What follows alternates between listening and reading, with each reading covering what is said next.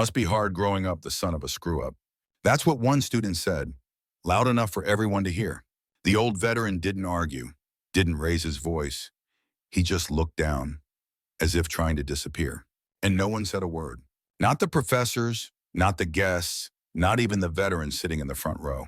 No one. Until Lucas Cole stood up, the son of a man 6 Navy SEALs once rose for, the son who stayed silent for too long. But this time he didn't hesitate, and he didn't stand for his father. He stood for another veteran, a man no one clapped for, a man they laughed at, because history forgot his name. But Lucas didn't. What he said next silenced the room. Welcome to Grateful Stories, where tales of compassion and kindness are told. Let's uncover what really happened. 1 year. That's how long it had been since the auditorium fell silent. Since 6 Navy SEALs stood shoulder to shoulder behind a man they once followed into hell, and stood still, not for ceremony, but for respect. Since a quiet old Marine named Raymond Cole refused to leave the back of the room until the whole room stood for him. And 1 year since his son Lucas stood on that same stage and said the words that cracked the air open. That's my dad. That moment went viral. Clips from the ceremony were shared thousands of times. News articles followed. A few veterans blogs picked it up and called it the reminder America needed. Lucas Cole, 23 years old now, had become something he never asked to be, the son of a symbol, and he wasn't sure what to do with that. Lucas lived in a small apartment just off campus in Charlottesville, Virginia. It was quiet. Nothing fancy, just a studio with peeling blinds, a beat-up microwave, and a stack of books always leaning too far on the kitchen counter. He kept a photo frame above his desk, not the famous one, not the picture of his father being saluted by the SEALs. No, it was a smaller one, an old photo of his dad sitting on the edge of a bed, shining his boots, while a 5-year-old Lucas slept nearby, wrapped in a blanket, one sock off, a toy truck in his hand. That was the version of his dad he remembered best. Not the legend, just the man who worked 2 bosses, mowed the lawn in silence, and always packed an extra sandwich in Lucas's lunch because you never know who might be hungry. That's who he missed. But the world, it had other plans. After graduation, Lucas received a letter from the university. He'd been offered a graduate scholarship full ride for a research program on post-service reintegration. His essay, The Day My Father Was Seen, had struck a chord. They wanted him. They wanted his story. They wanted his last name. He said yes. But now, a year into his internship at the Mid-Atlantic Veterans Wellness Foundation, Lucas felt like an imposter every time he scanned his keycard. The office was nice enough beige walls, coffee that tasted like cardboard, and inspirational posters in every hallway. The staff was kind, supportive. They said things like, "You're doing this for your dad, right?" or "Bet he'd be proud to see you here." But every time someone brought up Master Sergeant Raymond Cole, Lucas felt a little smaller. Not because he wasn't proud. He was, God, he was. But because deep down he couldn't shake the truth. He didn't feel like his father's son. Not in the way people assumed. He wasn't brave. Not really. He had never held a rifle. Never slept in the dirt. Never buried a brother in arms. Never returned home with something missing and tried to walk like it wasn't. He had never worn the uniform. Only the name. And lately, even that felt too big on him. On most days, Lucas worked in the intake support office. That meant greeting new arrivals veterans coming in for physical therapy, PTSD counseling, career placement, or just someone to talk to. His job was simple: smile, sign them in, make a pot of bad coffee, ask if they needed anything. But he could tell, most of them didn't want to talk to him. They'd glance at his badge, Lucas Cole, graduate intern. They'd nod politely, then look past him for someone else, someone with creases in their uniform, with sleeves that hid stories, with eyes that had seen what theirs had. He didn't blame them. Sometimes he looked past himself too. One afternoon, Lucas stayed late to finish filing a stack of forms. The office was empty, just the buzz of fluorescent lights and the soft whir of the printer behind him. He leaned back in the rolling chair, rubbed his eyes, and exhaled. On the wall behind his desk hung a plaque with the Foundation's mission statement, to serve those who served. It sounded good, noble, righteous, even. But Lucas didn't feel like he was serving anyone. He felt like he was playing a role someone else had written, and he wasn't sure he believed in the lines. He stared at the ceiling. Maybe he wasn't supposed to follow in his father's footsteps. Maybe he couldn't. That weekend, Lucas visited the cemetery. Not because it was an anniversary, just because the grave was simple. Military-issue headstone, Master Sergeant Raymond Cole, 3rd Reconnaissance Battalion, United States Marine Corps. Below the inscription were 5 words etched faintly beneath the dates. He stood when others couldn't.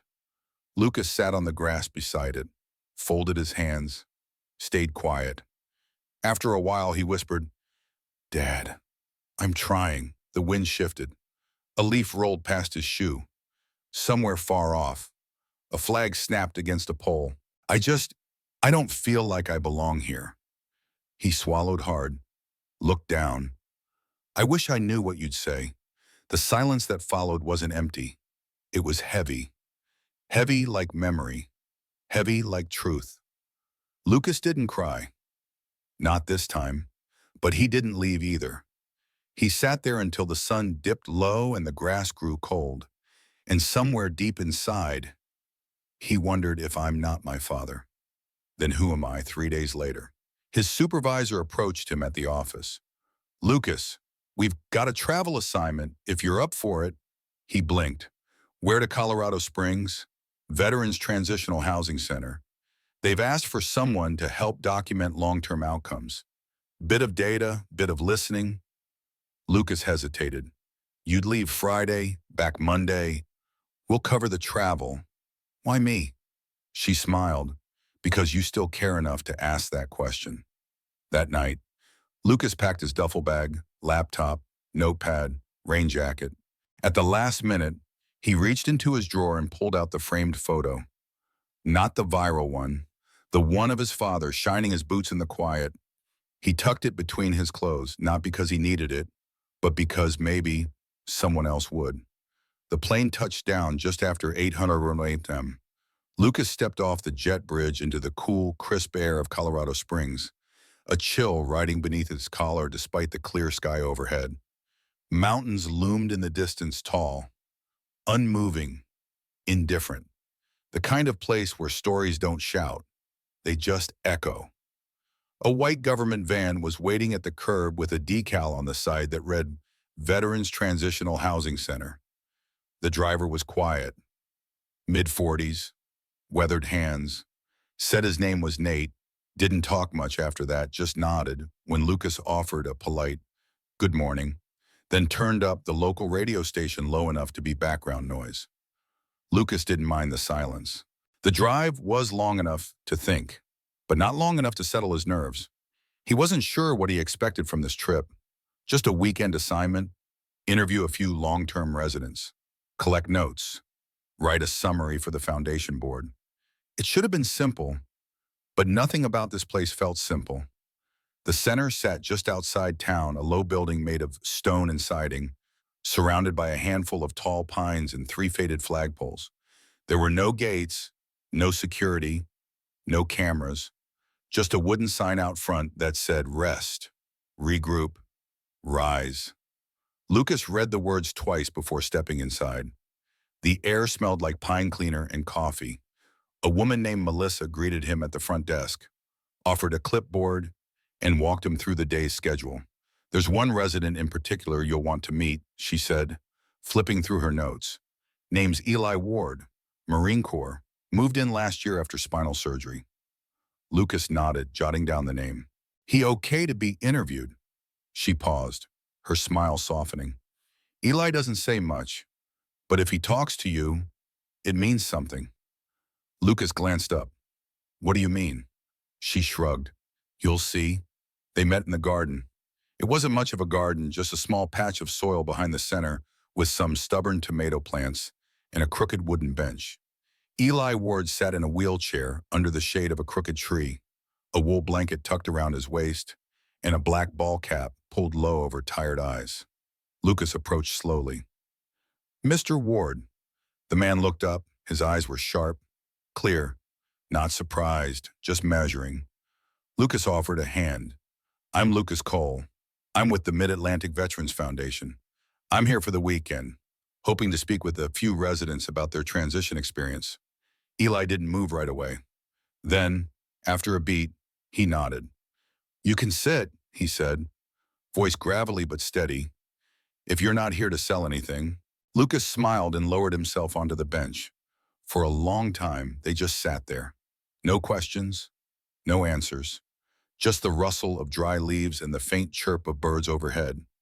Finally, Eli spoke. "You Cole's kid." Lucas blinked. "Excuse me." The old man didn't look at him, just stared out at the garden bed like he was reading something written only he could see. "Raymond Cole, 3rd Recon, Afghanistan, 2006. Lucas's breath caught. "Yes," he said quietly. "That was my dad." Eli was silent for a long time. Then he reached into the side pouch of his chair, a slow, deliberate motion, and pulled out a folded, weather-worn photograph. He handed it to Lucas without a word. Lucas unfolded the photo. 6 men, full combat gear, dusty smiles, sun-scorched faces, arms around each other. Behind them, the broken shell of a stone compound, smoke still curling in the distance, and there in the middle his father, Raymond Cole, helmet off, sleeves rolled, dirt across his cheek, and a grin that somehow still felt like home. Lucas stared at the image, his throat tightening. "I haven't seen this before," he whispered. Eli nodded slowly. "We took it after Firewatch, the day we got out." He paused, then added, "Or the day he got us out." Lucas looked up. "What happened?" Eli's voice was low, measured, like the words were being drawn from a place too deep to disturb casually. "We were pinned in a valley compound. Supply drop missed the LZ. Took mortar fire before sunrise. Roof collapsed. Half the team buried." He exhaled slowly, eyes flickering. "Raymond went back in, pulled 2 of us out, went back again, then again." Lucas didn't breathe. "The 3rd time, I told him not to. Said no one else could still be alive under that rubble." Eli paused. "Ray looked me dead in the eye and said, if they were me, they'd come back." The silence that followed wasn't quiet. It was full, heavy with memory, thick with truth. "He found me under the far wall, crushed spine, half conscious. I don't remember the ride out, just the sound of his voice." Lucas didn't know what to say. Eli looked at him now fully, directly, and in his eyes, Lucas saw not just respect, but something deeper. "You don't look like him." Lucas smiled weakly. "No, I don't. You don't move like him, either."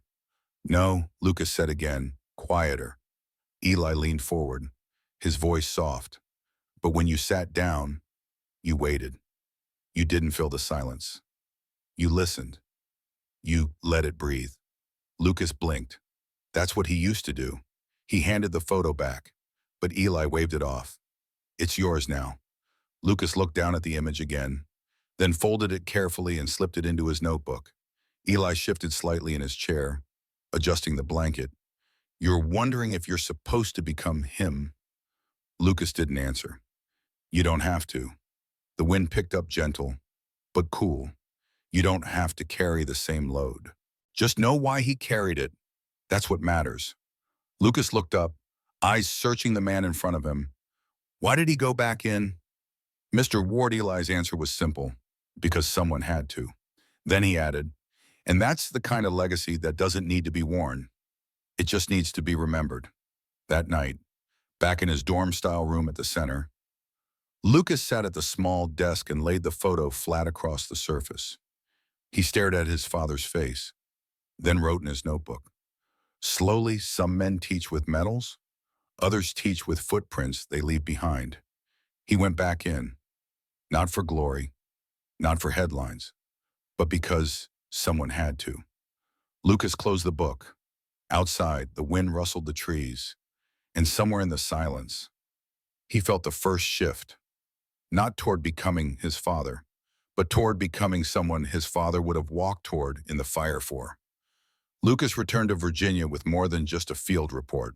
He came back with a photograph folded inside his notebook, an old voice still echoing in his ears, and a story he hadn't expected to carry, not because it was about his father, but because it wasn't. It was about someone else, about someone saved.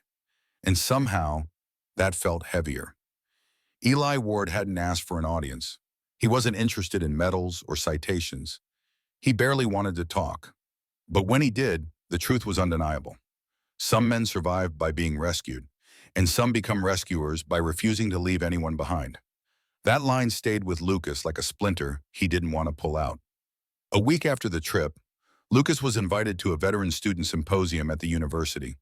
It was a networking event for military-connected students, a mix of ROTC cadets, military family members, former service members now in school, and faculty who oversaw research on war, history, and policy. Lucas hesitated before accepting the invitation. He didn't like events with lanyards and buffet tables and hollow conversations. He didn't like the questions, the ones that came right after someone recognized his last name. "Oh, wait, are you the one from that SEAL story?" He never knew how to answer that. But something about Eli's words, "You let the silence breathe," made him wonder if maybe showing up was a kind of answer, too. So he went. The auditorium buzzed with small talk and clinking coffee cups. Lucas found a seat near the middle, tucked between a pair of student veterans swapping deployment stories and a group of political science majors in matching polos. The stage held a long table with name placards, guest speakers, professors, and one student presenter scheduled to share a personal essay. Lucas glanced down at the program. The Cost of Silence, a Personal Reflection. James Carver, student. The name didn't ring a bell. He folded the paper and tucked it under his seat. The moderator opened with the usual welcome. Stats about veteran student enrollment, quotes about duty, sacrifice, gratitude. Of course, always gratitude. Then it was James Carver's turn. The room quieted as the young man stepped onto the stage. Lucas watched as he adjusted the microphone. He was maybe 20, tall, pale, glasses too big for his face. He looked like someone who spent more time in libraries than locker rooms. He cleared his throat and opened a printed sheet. "My name is James Carver," he began, voice steady but small. "My father served in the U.S. Army. He was captured during a mission in 2003. He spent 19 months in a POW camp before being recovered in a prisoner swap that never made the news." He paused, eyes scanning the crowd. No drama, just fact. When he came home, he was not celebrated. There were no flags, no speeches, just headlines about the failed mission and silence that followed us for years. He took a breath. "I grew up being told my father was a coward, that he surrendered, that he didn't deserve to wear the uniform anymore."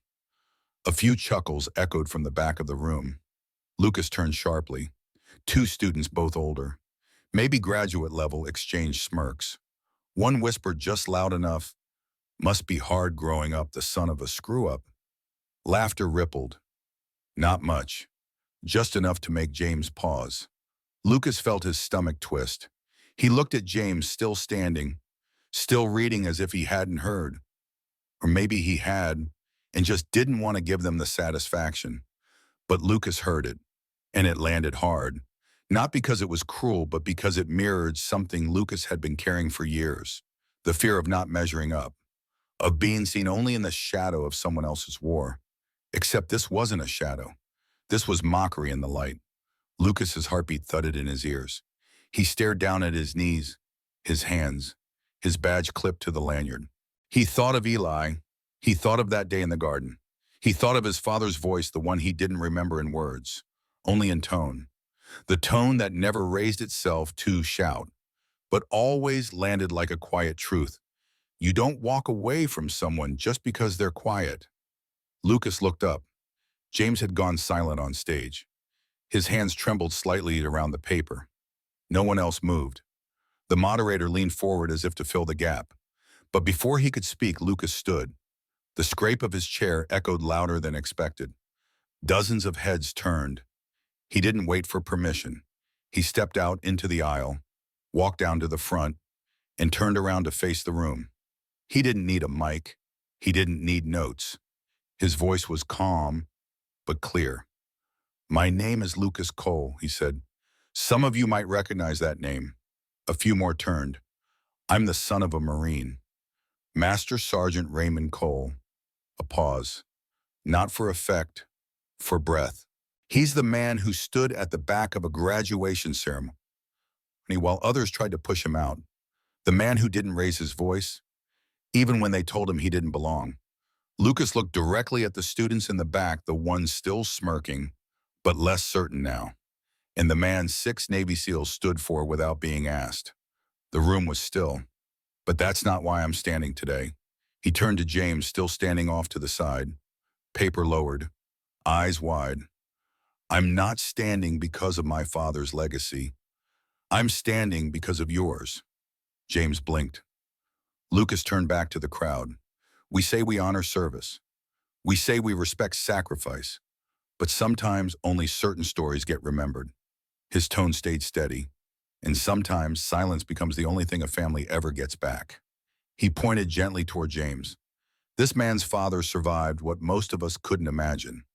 Not because he failed, but because he endured. And that kind of survival, that's not weakness. That's war after the war." Someone coughed. No one laughed. Lucas took a step forward. "And maybe you don't understand what that means. Maybe you think war is only fought on the battlefield." He let the words hang. "Well, I'm here to tell you it's also fought in kitchens, in hospital waiting rooms, in quiet houses where kids grow up wondering if they're allowed to be proud." Lucas's voice dropped just slightly.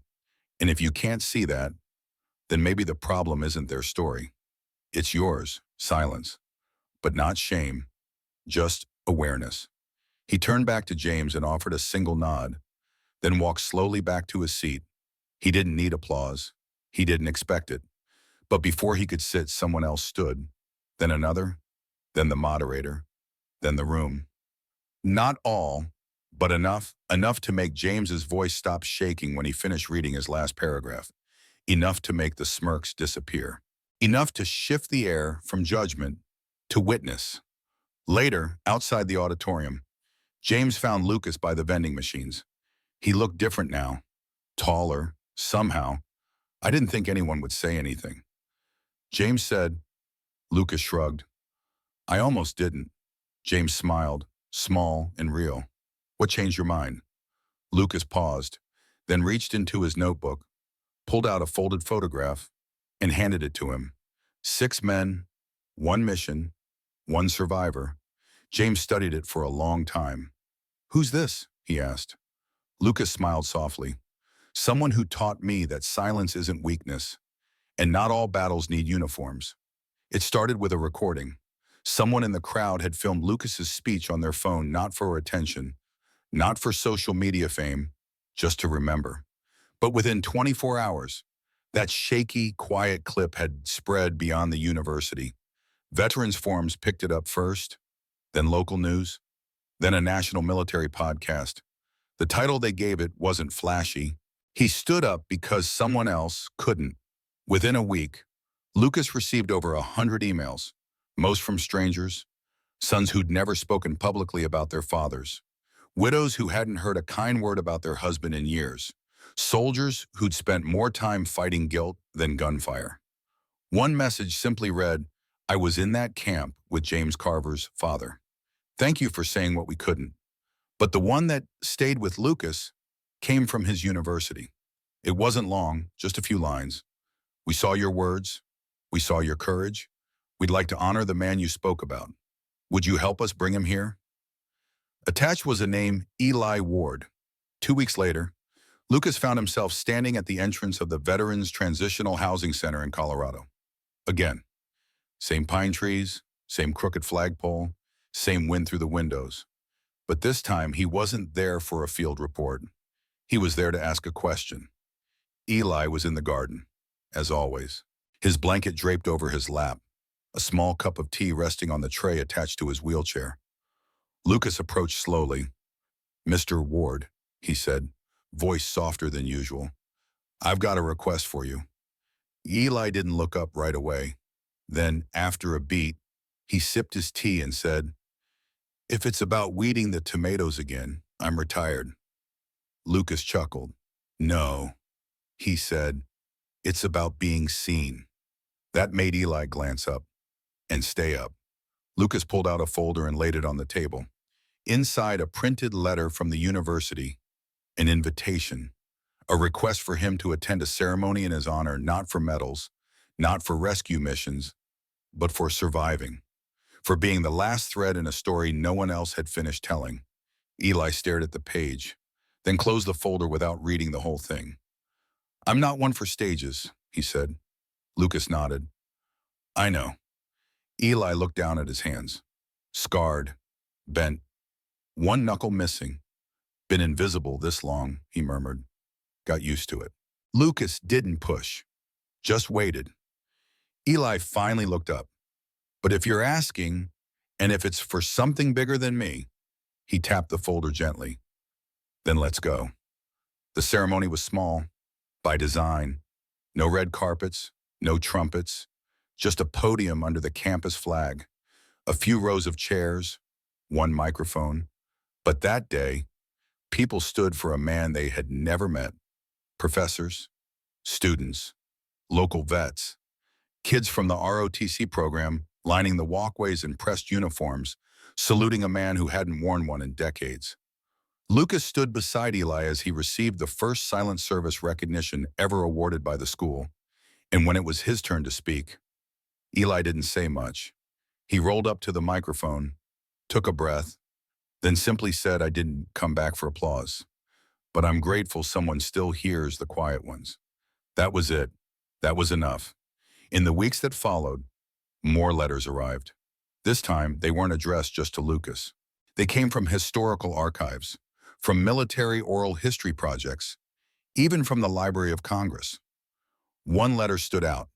From the Department of Veterans Affairs National Story Project, they had watched Lucas's speech, read the transcript, and asked, "Would you consider joining a national initiative to help collect the untold stories of veterans who were forgotten, not because they lacked courage, but because they didn't seek attention?" Lucas sat with the letter for a long time. He didn't need time to decide. He spent the next few months interviewing names that history had skipped. A nurse who served in Kandahar and treated men the world thought were beyond saving. A translator from Fallujah who carried trauma like luggage, unclaimed and unspoken. A pilot who never spoke of the crash he survived because everyone else on the flight didn't. Lucas sat with them, listened, wrote, archived, not to glorify, not to dramatize, but to remember. Because some stories aren't loud, they whisper, and they wait for someone to hear them. On the last day of fall, Lucas drove back to Colorado. Eli's garden had gone quiet for the winter, but inside the center, the heater clicked gently and the air smelled of pine soap and something warm in the kitchen. Lucas sat across from Eli at a small, round table by the window. 2 cups of tea, one old blanket, a quiet afternoon. He opened his notebook, ready to share the latest chapter. But Eli reached across the table slow, deliberate, and placed his hand on Lucas's. His fingers were stiff, crooked, but steady. "You know," he said softly, "there was a moment under that rubble when I thought, this is it." Lucas looked up. Eli smiled faintly. "And then your dad came back, not once, not twice, but that third time, he let the words breathe. You know what made him do it?" Lucas shook his head. "He told me later, someone has to be the one who goes back in, even when nobody else thinks it matters." Eli leaned back in his chair. "This time, Lucas," he said quietly, "you're the one who went back in." The tea steamed quietly between them. No applause, no audience, just 2 people, and a story worth remembering. That night, in his apartment back in Charlottesville, Lucas sat at his desk. He pulled out the same photo he'd carried since Colorado, the one of his father and Eli, and the others younger, dirtier, alive. He traced a fingertip along the crease where the picture folded, then looked at his own reflection in the window and whispered, "I don't need to become you, Dad. I just need to be someone you'd be proud to look in the eye." He folded the photo gently, tucked it beside the newest entry in his journal, closed the notebook, and let the silence say the rest. In our darkest moments, kindness still finds a way, often in the quietest places. Not everyone who helps wants recognition. Some just need to know that today, someone isn't going hungry. And sometimes, that alone is enough to change a life. You may forget the story, but if no one retells it, history stays silent forever. Subscribe to Grateful Stories, where justice is honored, kindness is remembered, and no act of quiet heroism is ever lost.